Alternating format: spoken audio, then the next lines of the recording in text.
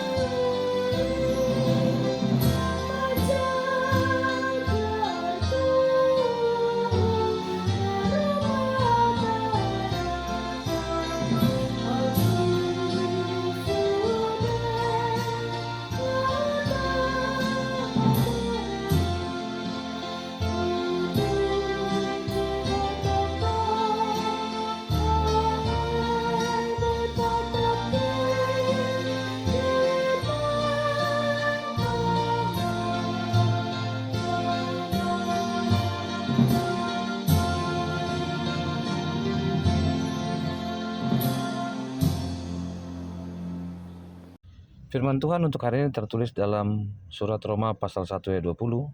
Sebab apa yang tidak nampak daripadanya, yaitu kekuatannya yang kekal dan keilahiannya, dapat nampak kepada pikiran dari karyanya sejak dunia diciptakan, sehingga mereka tidak dapat berdalih. Demikian sabda Tuhan.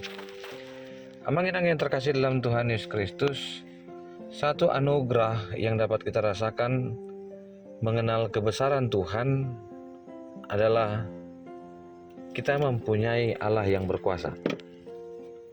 Ia mulai dengan ciptaannya, dan ciptaan yang multidimensi menampakkan dirinya dengan karya yang tidak dapat dibantah.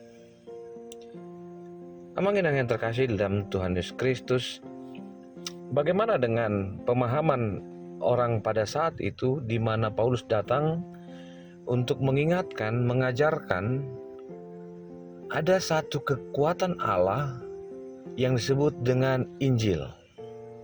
Injil inilah yang membuat manusia mengenal Allah, dan Injil pula lah yang membuat kita tahu bahwa adanya kebenaran, kebaikan, dan itu semua karena cinta kasih Allah. Paulus tidak dapat berbohong terhadap dirinya bahwa dia tidak mengenal seluruhnya jemaat di Roma.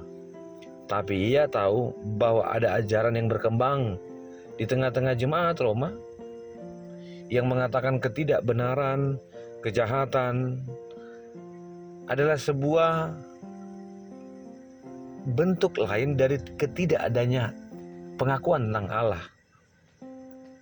Secara aktual, adanya pemahaman tentang dosa yang keliru, di mana manusia dipengaruhi dengan si jahat, dan mengingatkan kita semua orang berbuat dosa dan berada dalam murka Allah. Karena itulah bagi Paulus perlu ia tekankan kembali pada firman Tuhan hari ini, bahwa apa yang tidak tampak darinya yaitu kekuatan yang kekal dan keilahiannya, dan itu sudah ada sejak dunia diciptakan, dan karyanya dapat kita nikmati hari ini. Karyanya adalah Allah mengasihi dan mengampuni kita.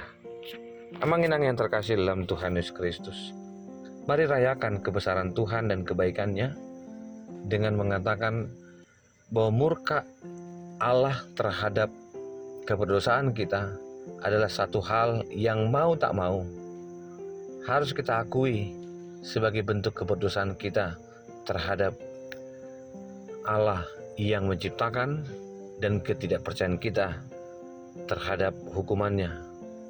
Biarlah keselarasan tentang ajaran Tuhan yang mengajarkan kita tentang tidak ada Allah yang terlihat, bukan berarti Allah tidak benar-benar menciptakan, sebab Allah menciptakan dunia yang kita nikmati ini.